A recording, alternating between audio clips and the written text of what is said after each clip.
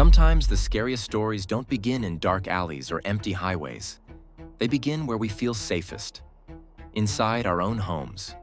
For one college student, that sense of safety vanished overnight.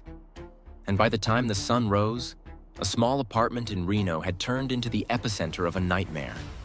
This is the haunting story of Brianna Denison, a young woman whose life was full of light, adventure, and promise, until darkness found her in her sleep. Brianna Denison's life had never been perfect, but she faced every hardship with quiet courage. When she was just 6 years old, tragedy struck. Her father took his own life, leaving a void that could never truly be filled. From that moment, her mother, Bridget, became both parent and protector, holding the family together through sheer strength. Bree and her younger brother, Brighton, grew up side by side, leaning on each other, finding comfort in laughter and love even when grief lingered in the background. As the years passed, Bree blossomed into a young woman full of warmth and light. She was intelligent, curious, and endlessly compassionate, the kind of person whose energy could lift an entire room. Friends remembered her as the girl who smiled through storms, because no matter what life threw at her, she met it with grace and optimism. She studied child psychology at Santa Barbara City College, determined to one day help others heal the way she and her family had. She also had a passion for adventure, exploring the world, learning from every place she visited, and living each moment as if it might be her last. During the winter of 2008, Bree returned home to Reno to spend time with her old high school friends. They planned a carefree weekend together. Parties, laughter, and long nights out celebrating Martin Luther King Jr. weekend. It was supposed to be simple fun, nothing more.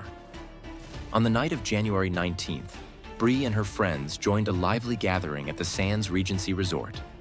The night was filled with music, dancing, and joy. But after midnight, the energy began to fade. Bree and her friend Katie decided to head back to Katie's off-campus apartment near the University of Nevada, where another friend, Jessica, was already home, half asleep after a long shift, unaware that their night of celebration would soon turn into a nightmare. The girls believed they were safe.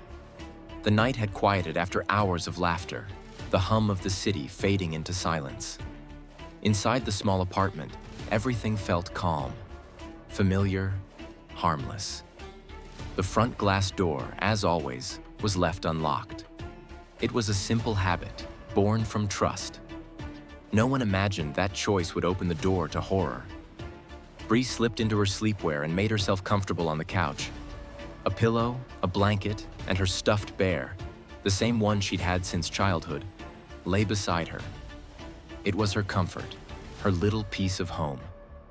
Katie went to her room and closed the door. Jessica was already asleep. Within minutes, the apartment sank into complete stillness, the kind of quiet that feels safe, until it isn't. And somewhere in that silence, a door opened.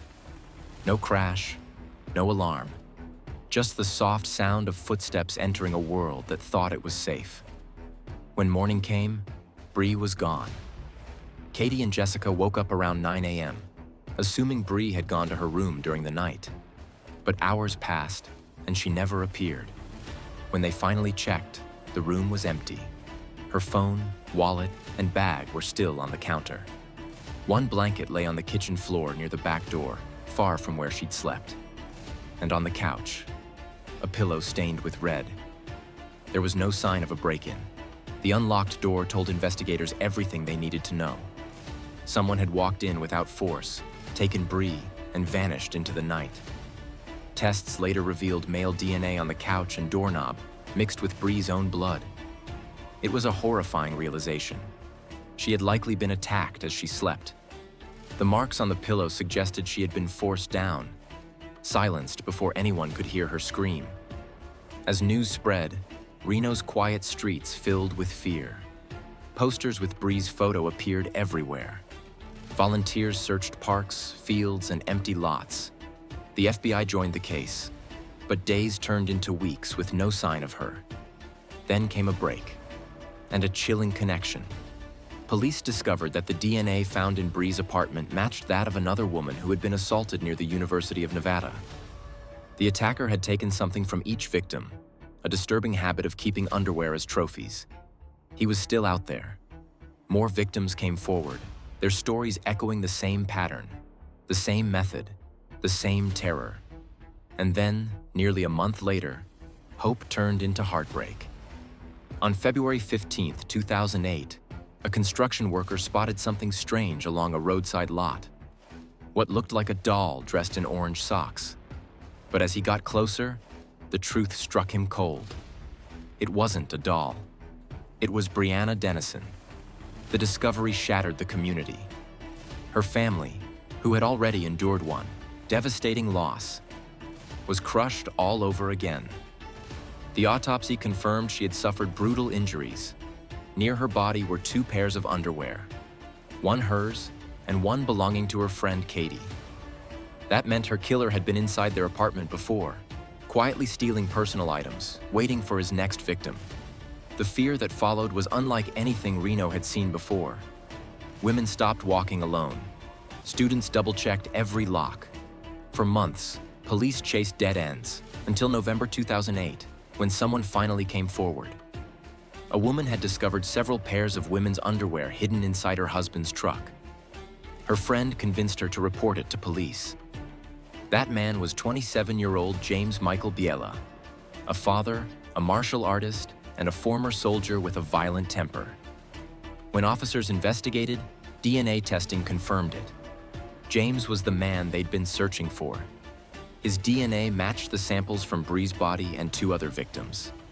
He had prowled the campus that January night, spotted Bree asleep through the window, entered through the unlocked door, and took her life. In 2010, after a grueling trial, James Biela was found guilty of murder, kidnapping, and sexual assault. The evidence was overwhelming. Fibers from Bree's clothing in his truck, DNA on the crime scene, and witness testimonies from survivors. In July 2010, he was sentenced to death, along with multiple life sentences for his other crimes. When the verdict was read, silence filled the courtroom. Some cried. Others simply closed their eyes, relieved that the nightmare was finally over. For Bree's mother, Bridget, and her brother, Brighton, justice brought little peace. They had lost a daughter, a sister, a piece of their hearts that no sentence could ever restore. Outro. In the aftermath of Bree's death, something powerful happened. Nevada passed a new law, Brianna's Law, requiring DNA collection from every convicted felon. It became a lasting tribute to her memory, ensuring that no criminal could slip through the cracks again. If that law had existed years earlier, Biela's DNA from his previous arrest might have stopped him before he ever reached Bree. Her story became a warning, a painful reminder that safety is never guaranteed, and that evil can hide behind ordinary faces. But it also became a symbol of strength. Through their pain, her family turned tragedy into change. They made sure her name would save others, that her voice, though silenced, would still be heard. Today, years later, Reno remembers her, the girl with the bright smile, the traveler, the friend, the sister, Brianna Denison, a name that still echoes in the hearts of those who never stopped searching for her. And as the world keeps moving, her story stands as a quiet call to stay vigilant, stay kind, and never take a single safe night for granted. Because safety is never just a lock on a door. It's the awareness that darkness can find anyone, and the hope that love, courage, and justice will always find it back.